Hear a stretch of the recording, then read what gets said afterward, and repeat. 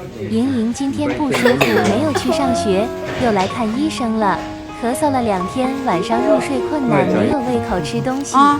叫莹莹张口挺配合的，没有挣扎跑。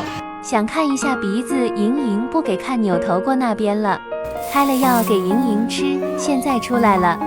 就是喝这4样。莹爸中午回来吃饭，一起带莹莹来看。自己喝哇。哎呦，又流鼻涕了。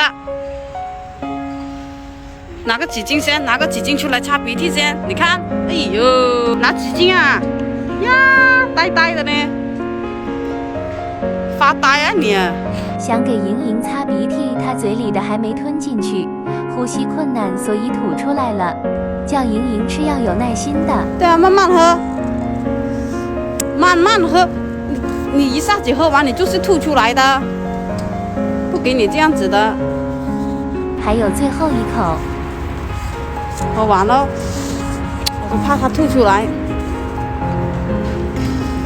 不能吐哦，知道吗？喝完了，衣服脏了一块。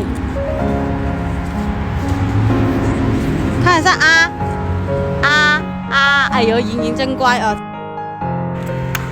莹莹，把这个水喝完了，喝完就能出发了。加油，莹莹，加油！莹莹不肯回去租房的，想在外面玩，所以来我妹男友店里打开水冲药给她喝。给妈妈看一下喝完没有？哎呀，看一下，哎呀，喝完了。帮我莹莹啊，来跟妈妈耶个，说耶耶，出来了，莹莹。带莹莹玩了一圈，还不想回来。脏死了，你的衣服能上？你的比他还脏衣服啊！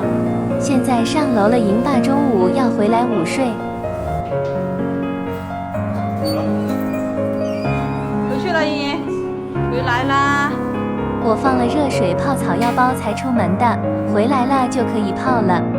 冬天泡脚真的好舒服呀，很暖和，坚持泡脚有好处，每次放2包进去就可以了。